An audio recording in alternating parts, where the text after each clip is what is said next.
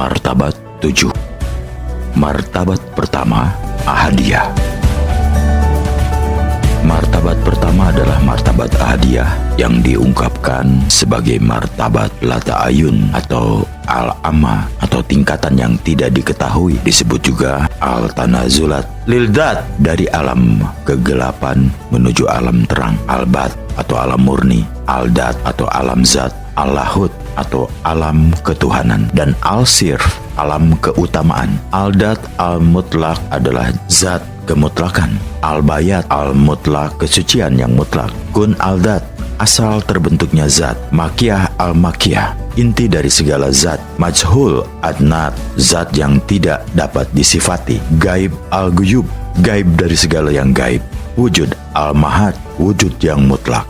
Nukilan dari tingkat pertama yang disebut martabat Ahadiyah adalah dalam suluk sujinah dan serat wirid hidayat jati. Ada pengetahuan perihal tingkatan dalam kehidupan manusia yang diceritakan dengan ajalullah dan dikenal dengan sebutan martabat 7. Diawali dengan kegaiban, zat membawa pengetahuan tentang dirinya dan tanpa membeberkan tentang kenyataan atau fisik. Keadaannya kosong namun dasarnya ada, tapi dalam martabat ini belum berkehendak. Martabat Akadiyah disebut juga dengan Sarikul Adam, awal dari segala awal.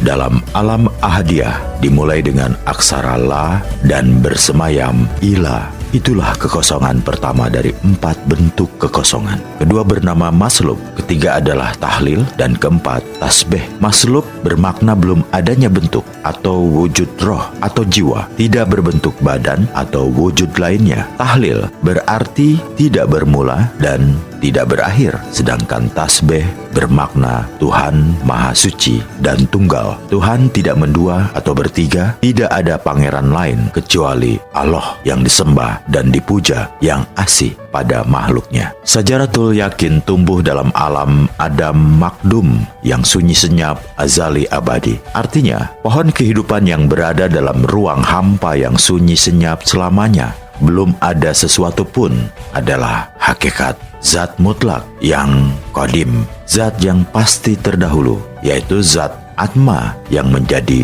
wahana alam Ahadiyah. Di dalam suluk sujina, tingkat pertama disebut dengan alam Ahadiyah, yaitu alam tentang tingkat keesaannya agung dan bukan objek dari pengetahuan khusus manapun, dan karena itu tidak dapat dicapai oleh makhluk apapun.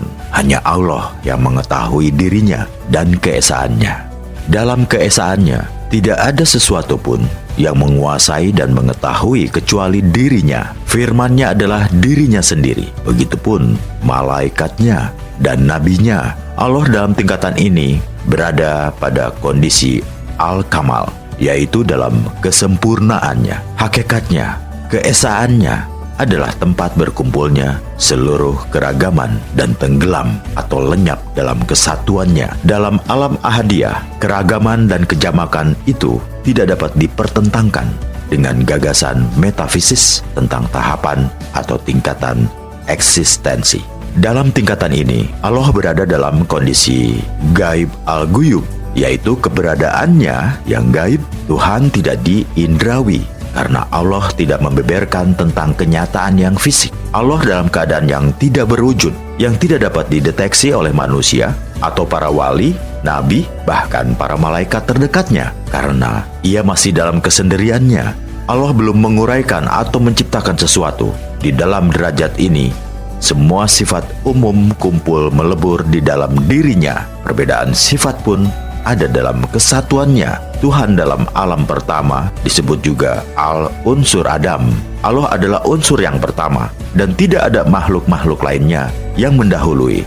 Dirinya adalah unsur yang terdahulu yang bersifat agung. Zatnya adalah substansi universal dan hakikatnya yang tidak dapat dipahami. Dalam sifat Adamnya, hakikatnya tidak dapat dipahami karena awalnya adalah ada dalam ketiadaan, dan ketiadaannya adalah hakikat yang terlukiskan dan tidak dapat dimengerti oleh siapapun. Hakikatnya di luar segala perumpamaan dan citraan yang memungkinkan. Selanjutnya, alam ahadiyah terbagi dalam 4 tingkatan. Tahap pertama dikenal dengan kata la yang bersemayam di dalam kata ilah. La dan ilah adalah 2 kata yang manunggal, karena setiap realitas-realitas hanya merupakan refleksi dari realitas-realitas Allah. La dan ilah menunjukkan pada asal segala sesuatu, yaitu dalam ketiadaannya dirinya ada, sedangkan pengertian ilah juga menunjukkan pada kembali sesuatu dalam kesatuannya yang bersifat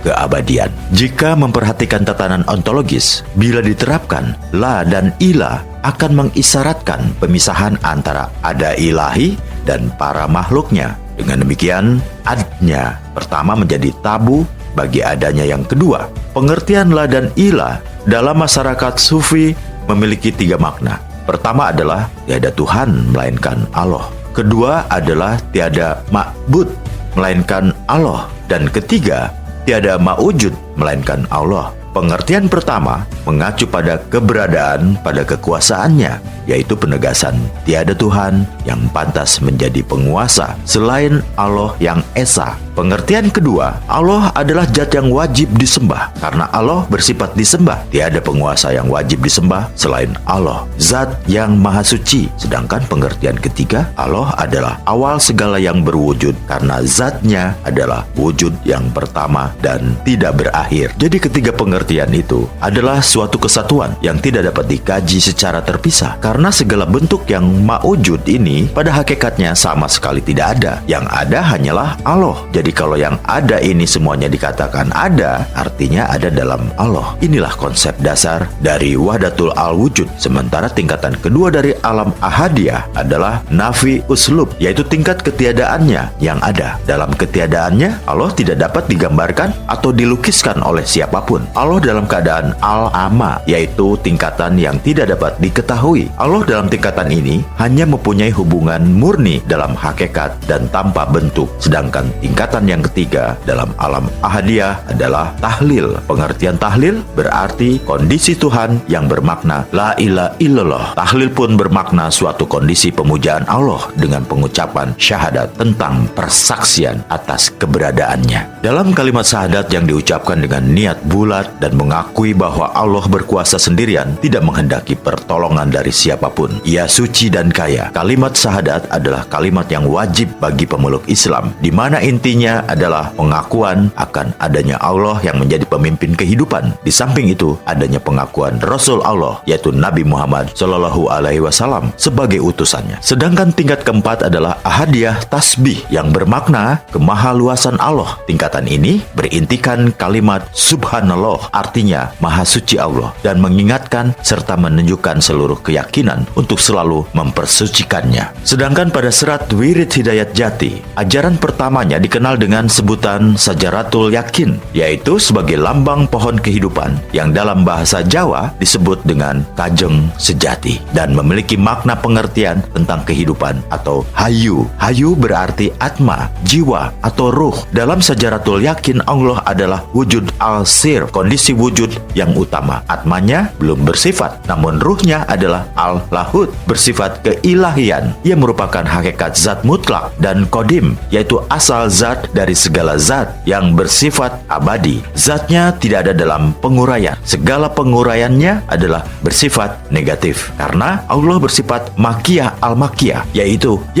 inti dari segala zat yang ada di kemudian hari. Atmanya adalah esa dari yang tidak teruraikan dan diuraikan. Zat ruhnya sesungguhnya adalah zat yang bersifat esa. Ruh itulah sejatinya Tuhan yang Maha Suci. Ruhnya adalah subjek absolut, di mana benda yang termasuk subjek individu hanyalah objektivisasi ilusi, karena Allah adalah kun al-dat, asalnya zat terbentuk. Di dalam Alkitabnya Dakikul Akbar, Imam Abdurrahman menuliskan pada awal permulaan Allah menciptakan sebatang pohon kayu bercabang 4. Pohon kayu tersebut dikenal dengan Syajaratul Yakin, dan Syajaratul Yakin tercipta dalam alam kesunyian yang bersifat kodim dan azali. Pengertian sunyi di sini bukan bermakna tidak ada sesuatu, namun bermakna belum terciptanya alam kecuali tajalinya yang pertama dalam bentuk Syajaratul Yakin.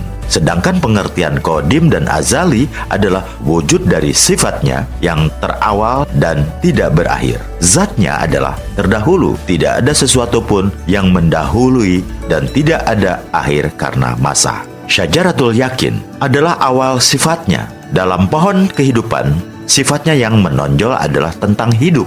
Al-hayat adalah sifat wajib yang ada pada dirinya. Karena sifat al-hayat adalah kodim dan azali. Al-hayat dalam segala martabatnya menjadi pangkal bagi segala macam kenyataan yang lahir dan kekal. Karena hidup atau hayu atau atma adalah subjek yang absolut, maka hakikat atma atau hidup adalah mutlak yang kodim. Dan Allah adalah zat pertama dan sumber dari hidup itu sendiri. Dirinya adalah kekal bersamaan dengan kekalnya zat kehidupan. Keduanya ada dalam kemanunggalan. Zatnya yang al-hayat adalah sumber munculnya perkara-perkara sifat wajibnya, yaitu ilmu, irodat, kalam, dan bako. Artinya, karena adanya ruh atau hayu al-hayat, maka muncul ilmu pengetahuan. Timbulnya pengetahuan menciptakan atau mengalirnya kehendak atau irodat dan firmannya. Dan ketiga sifatnya adalah kekal atau bako. Martabat kedua adalah martabat wahdah. Martabat kedua dari martabat ketujuh ini adalah al-wahdah, yaitu al-ta'ayun awal. Tingkat perbedaan pertama atau awal ada dalam tingkatan ini. Tegasnya mulai adanya batas perbedaan. Tetapi, walaupun ada tingkat perbedaan awal, namun zatnya masih dalam keadaan universal yang masih menyatu dalam alam ketuhanannya yang disebut al-martabah ilahiyah. Diuraikan dalam nukilan terjemahan Suluk Sujina. Dan martabat kedua adalah wahdah. Nama-nama sifat yang awal diuraikan. Awalnya, ruh yang akan menguraikan nama-nama roh yang wujudnya masih dalam bentuk hak. Dan cahayanya dinamakan Nur Muhammadiyah. Wujud ilmu dari Nur adalah ibadah pengetahuan yang sejati. Pada tingkatan ini, belum dapat diuraikan. Pengetahuan sejatinya adalah dalam tingkatan wahdah. Namun, pangeran Allah dalam wujud yang jamak, namun dirinya adalah kehampaan. Tidak ada pangeran selain Allah. Ia hanya Allah yang tunggal. Tunggal wujudnya. Dia yang memberikan penghidupan. Dia yang menjadikan sesuatu. Sementara menurut nukilan terjemahan Serat Wirid Hidayat Jati, Nur Muhammad yaitu cahaya yang terpuji. Diceritakan dalam hadis, rupanya seperti burung merak yang berada di dalam permata putih dan berada dalam arah Syajaratul Yakin. Itulah hakikat cahaya yang diakui sebagai tajalinya zat, berada dalam nukat gaib, merupakan sifat atma yang menjadi tempatnya alam wahdah. Sejatinya, ruh adalah pralambang pertama yang mendahului segala penciptaannya. Ruh dalam tingkatan ini bersifat al-ruh, yaitu ruh yang universal atau ruh dalam kejamakannya. Tuhan menciptakan hakikat Muhammadiyah ibarat penciptaannya terhadap pena yang agung, yaitu al-kalam al-ala. Dan menurut hadis pertama kali wujud yang diciptakan Allah adalah ruh. Di dalam tingkatan ini belum ada penguraian atau pembedaan zat. Zatnya adalah sifat kejamakannya. Bahkan dalam ta'ayun awalnya dikenal dengan 4 hal yang tidak dapat dipisahkan antara satu dengan lainnya, yaitu ilmu, wujud, syuhud, dan nur. Keempat hal ini merupakan satu kesatuan atau manunggal. Karena dari ilmunya, maka alim dan maklum menjadi nyata. Karena wujud, maka yang mengadakan dan yang diadakan menjadi nyata. Dan syuhud menjadikan yang melihat, yang dilihatnya menjadi nyata.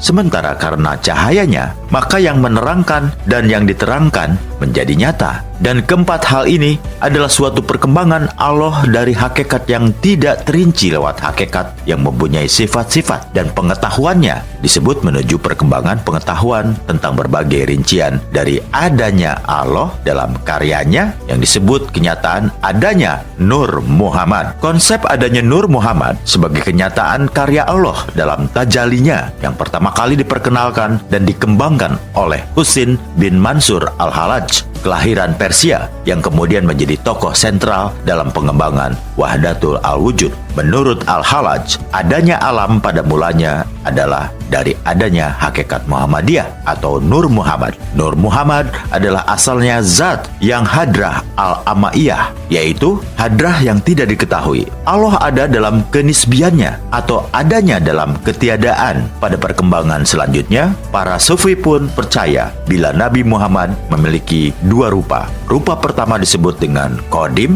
yang kedua adalah Azali. Rupa Qadim adalah wujud yang terawal dari adanya segala zat. Ia tidak terikat atau terpengaruh oleh waktu. Dia telah terjadi sebelum terjadinya semua yang ada. Rupanya yang Qadim itulah sumber terciptanya segala nabi-nabi, rasul-rasul, dan aulia. Cahayanya menyinari segala kehidupan dan tidak ada cahaya yang lebih terang daripada Nur Muhammad. Rupa kedua adalah bersifat azali, adalah rupa dari Muhammad yang berwujud sebagai manusia yang terikat oleh waktu dan mengalami pemunahan. Ia juga mengalami suka duka, kecewa, dan bercita-cita serta bergaul dengan manusia lainnya. Sementara di dalam serat Wirid Hidayat Jati, Nur Muhammad adalah tajalli Allah yang kedua. Setelah Allah bertajalli dalam alam ahadiyah, kemudian dijadikan Nur Muhammad, dan nur tersebut terbuat dari permata putih yang bening dan berasal dari alam Jabarut. Adapun wujud dari nur tersebut bagaikan burung merak. Setelah Tuhan menciptakan Nur Muhammad yang wujudnya bagaikan burung merak, maka diletakkan merak tersebut di dalam pohon kehidupan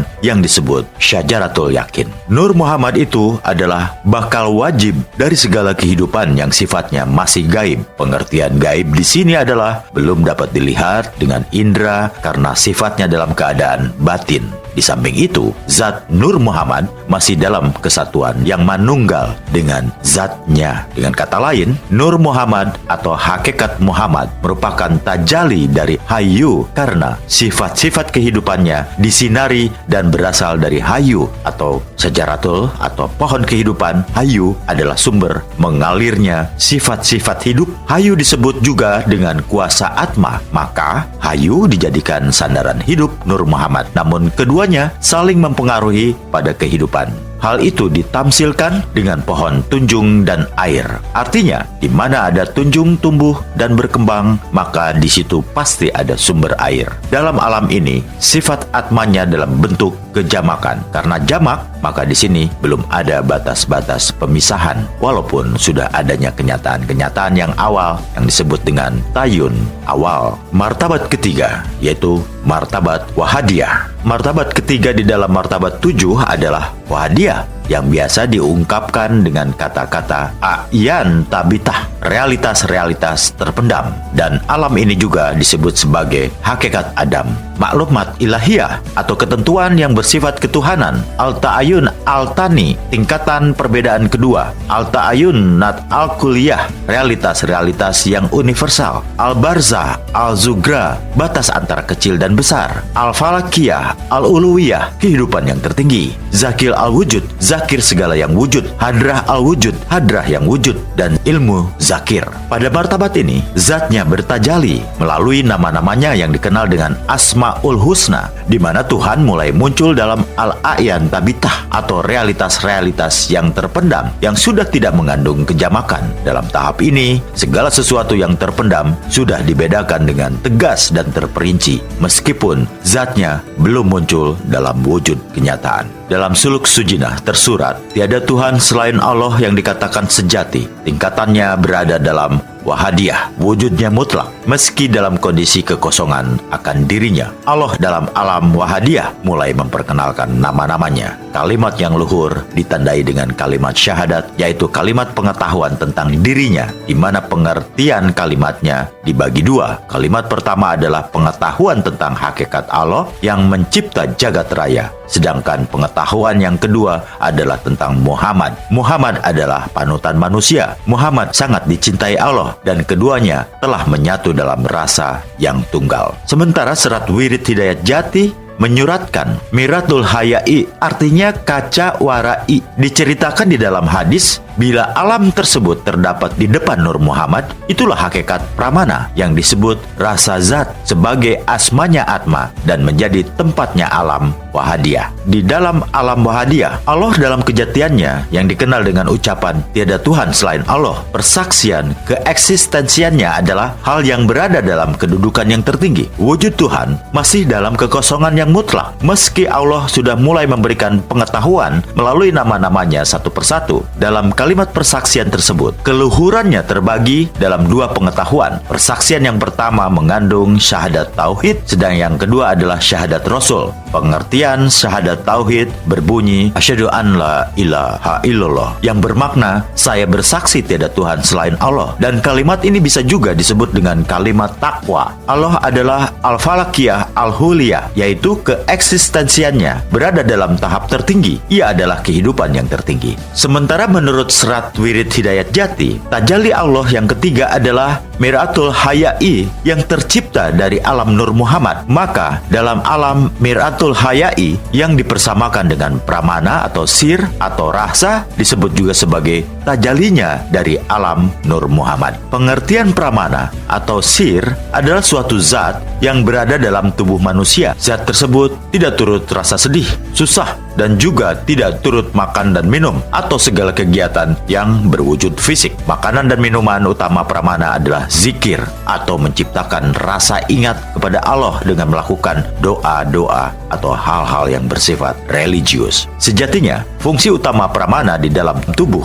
adalah untuk menegakkan jasmani. Jadi, apabila pramana berpisah dengan tubuh, maka tubuh akan menjadi lemah dan lemas, tidak berdaya apa-apa. Hal ini disebabkan karena pramana adalah rasa zat dan pramana mendapat hidup dari Nur Muhammad yang dijadikan sebagai perantaranya hayu. Martabat keempat adalah alam arwah. Martabat yang keempat dari martabat 7 ini adalah alam al-arwah, alam ruh yang hampa bagi manusia, yang juga dinamakan sebagai alam al-malakut al-adna, alam yang terdiri dari akal dan jiwa yang rendah. Awal al-tanazulat lildat al-muzarat al-basit, alam peninggalan terhadap kehampaan yang menengah. Al-martabat al-imkaniyah, martabat kekuatan, dan alam ini juga biasa disebut sebagai alam al-af'al, alam perbuatan Allah. Al-tatirat, alam kenyataan, alam gaib, alam yang diciptakan Allah tanpa perantara. Al-asya, al-kawiyah, segala sesuatu di alam semesta. Hal ini tersurat dengan apik di dalam suluk sujina. Hakiki alam arwah dimulai dengan wujud nurani yang disebut af'al, yang sifatnya kudrat kuasa. Zat Nur Muhammad yang agung mendahului nama dan penciptaan arwah. Nur Muhammad juga dinamakan rasa. Hakikatnya adalah Rasul Allah yang sudah menyatu tunggal, yang mana hakiki Muhammad bahwa nama Muhammad adalah ada dalam kesatuan atau ketunggalan dengan Allah. Itulah hakikat yang sesungguhnya, dan kemudian bernama Nabi Muhammad.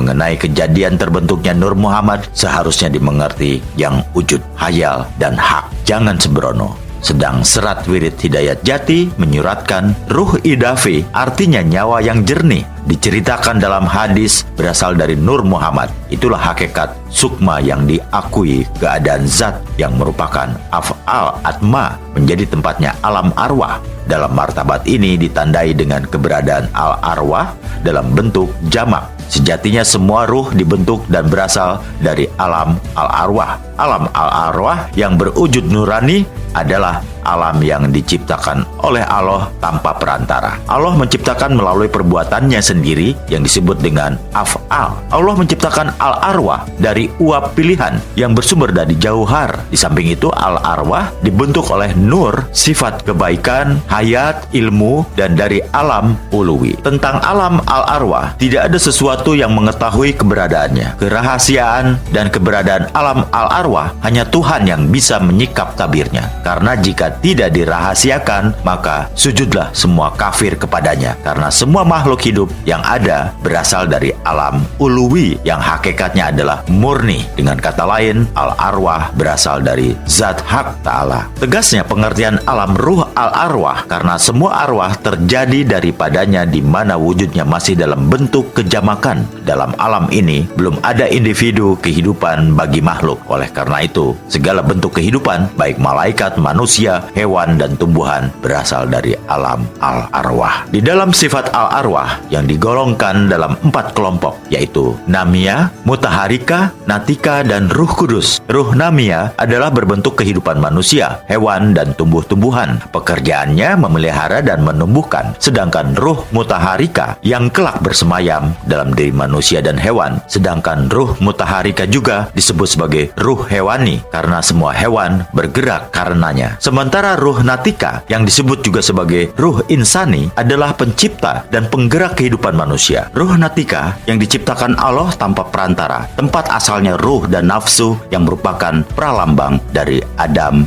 dan Hawa. Sedangkan yang disebut dengan Ruh Kudus yaitu Faid Nur Zat Allah, ruh di mana merupakan penggerak bagi semua nabi dan rasul yang bersifat mukjizat dan keramat. Mereka faham akan semua ma'ani dan batin. Dan kesemuanya ini dari latir Ruh Kudus disebut Faid Nur Zat Allah karena ruh tersebut terbuat dari cahaya pilihan. Maka manusia-manusia tersebut faham dan mengetahui berbagai hal yang tersembunyi yang bersifat batin karena jiwanya tidak terpengaruh atau terbebas dari hal-hal yang bersifat batil. Alam al-arwah terbentuk dari tajali dan penyinaran dari Nur Muhammad dari Zat Ilahi. Dalam alam ini, alam besar, Nur Muhammad menerangi segala alam dan nur tersebut, semua makhluk Allah hidup dan bergerak. Nur tersebut meliputi alam. Tiada satu daerah pun yang tidak dilingkarinya. Ia yang memelihara alam dan melingkarinya. Nur Muhammad yang juga hakikat rasa adalah wali Allah dan keduanya tidak dapat dipisahkan.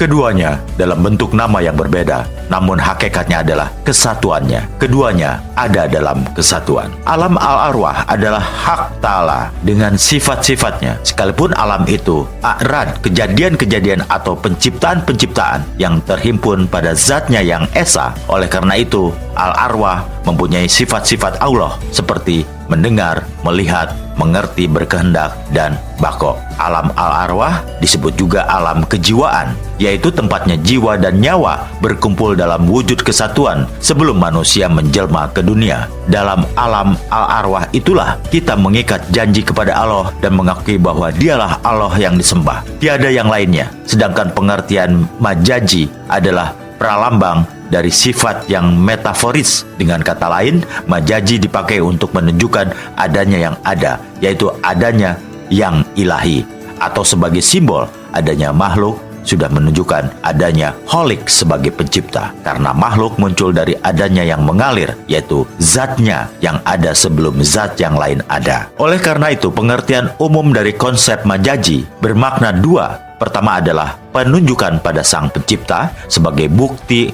Allah menciptakan alam arwah sebagai petunjuk akan keberadaannya. Sedangkan pengertian kedua adalah hal-hal yang diciptakannya, yaitu makhluk-makhluknya yang merupakan lambang atau simbol dari kekuasaannya. Di dalam serat Wirid Hidayat Jati, Ruh Idafi adalah tajalli Allah yang keempat. Setelah bertajalli dalam alam Mir'atul Hayai, kemudian bertajalli dalam bentuk Ruh Idafi. Ruh Idafi disebut juga tajalli dari pramana atau sir. Hal itu karena disebabkan Ruh Idafi mendapatkan sinar dari kuasa rasa atau pramana, sedangkan letaknya di luar lingkaran pramana. Dalam martabat 7, Ruh Idafi dipersamakan dengan alam al-arwah, wujud kejamakannya ruh, di mana hakikat Ruh Idafi atau al-arwah tidak satupun makhluk yang mengetahui kecuali Allah yang Holik. Oleh karena itu, Ruh Idafi juga disebut sebagai nyawa atau sukma, dan disebut Ruh Idafi karena ia berhadapan dengan hak Ta'ala. Ruh Idafi juga sama dengan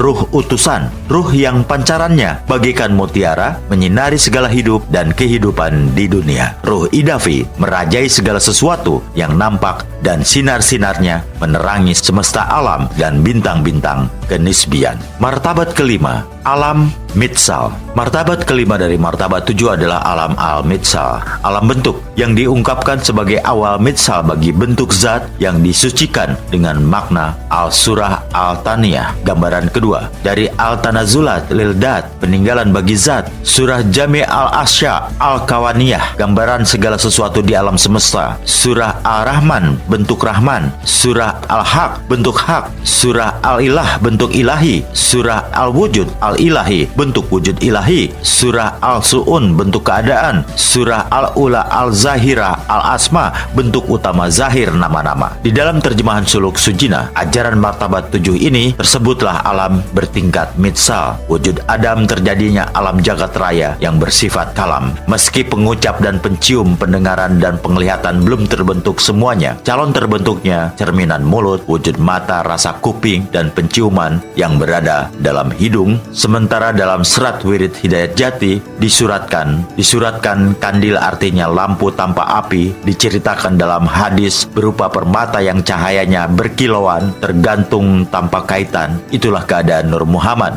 dan tempatnya semua ruh adalah hakikat angan-angan yang diakui sebagai bayangan zat yang menjadi bingkai atma dan menjadi tempatnya alam mitsal. Alam mitsal adalah alam perencanaan tentang perkembangan manusia, di mana tiap diri insan ada di dalam ilmu Allah. Alam ini adalah alam ide dan merupakan perbatasan antara alam arwah dan alam jisim, dan alam mitsal adalah sebagai awal wujud fisik manusia dan makhluk lainnya. Walau keadaannya sudah mempunyai sifat, bentuk, dan warna, tapi belum bisa dikenali baik secara batin maupun lahir. Pada serat wirid Hidayat Jati, kandil adalah tajalli Allah yang kelima. Setelah Allah bertajalli dalam alam ruh idafi, kemudian bertajalli dalam keadaan kandil yang dalam kata bahasa mempunyai arti lampu. Uraian ini adalah angan-angan diibaratkan sebagai kandil atau lampu yang tergantung tanpa kaitan, yang bila dipersamakan dengan ajaran martabat 7, kandil digambarkan sebagai alam mitsal. Nafsu atau kandil merupakan tajalinya ruh karena menerima sinar dari sukma atau ruh idafi. Kandil juga digambarkan sebagai api yang berkobar di tengah lautan. Artinya, suatu keajaiban bila api dapat menyala di tengah-tengah lautan. Oleh karena itu, dalam martabat ini disebut ayan mukawiyah karena telah benar hidup keadaannya, dan nafsu atau kandil bermakna angkara yang terletak di luar sukma. Martabat ke-6 adalah alam ajsam. Martabat ke-6 adalah alam ajsam atau alami jasmani. Alam ini juga disebut sebagai bagian dari al-tanazulat lil dat, peninggalan bagi zat. Alam al-mahsus, alam rasa, akhir al-tanazulat lil dat, akhir peninggalan bagi zat, yaitu alam al-sufiyah, alam dunia, al-anam, manusia, al-ajsam, jasmani, al-sahadah, nyata, al-kholik, manusia, al-zahir, lahir, al-kasit, alam terbuka, al-azram, tubuh, al-majsum, terkungkung, al-mahsusat, alam rasa. Di dalam terjemahan suluk sujinah, ajaran martabat 7 yang ke-6 dapat dilihat pada nukilan bahwa alam acesan wujud itu dipenuhi badan halus semuanya. Tidak ada batasnya, itu dasar sifatnya. Memang begitu kenyataannya yang disebut jisim atau nama wujud. Alam ini masih dalam keadaan gaib, belum lahir wujudnya, dan setelah lahir disebut dengan insan kamil. Itulah nama Rasul Allah. Sementara terjemahan serat wirid Hidayat Jati menyuratkan darah artinya permata. Tersebut dalam hadis punya sinar beraneka warna. Kesemuanya ditempati malaikat. Itulah hakikat budi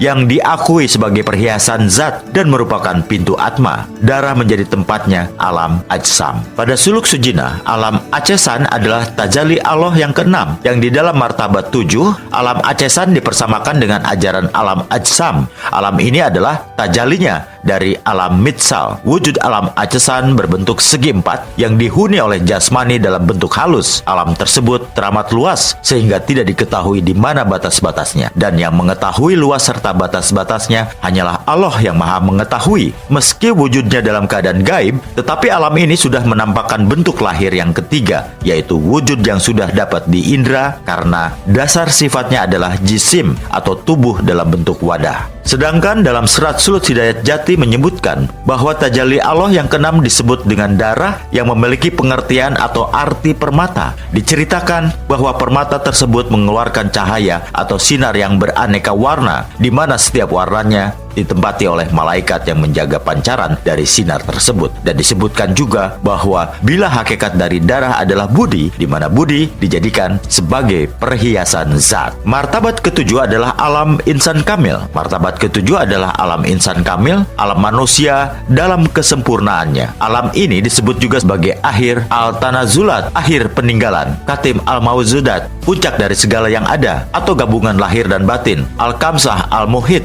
yaitu terbentuknya alam. segala yang bersifat rohani, jasmani, dan benda tidak bernyawa. Di dalam alam ini, insan kamil adalah wakil Allah di bumi untuk mengelola alam beserta dengan segala isinya. Ia juga bergelar sebagai khalifah di bumi. Ajaran insan kamil di dalam martabat 7 ini disebutkan sifat yang terlihat berwujud manusia.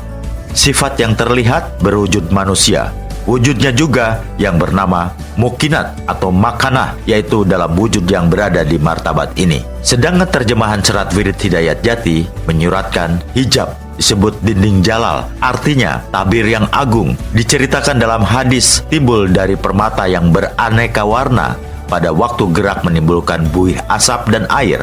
Itulah hakikat jasad, merupakan tempat atma menjadi tempatnya alam insan kamil. Dalam insan kamil, Allah menemukan manifestasinya yang definitif dan sempurna. Sebaliknya, dalam insan kamil itu, dunia yang keluar dari Allah menurut garis emanasi yang menurun dan naik kembali ke Allah. Insan kamil atau manusia sempurna adalah merupakan pusat semesta alam serta titik pertemuan antara Allah dan dunia.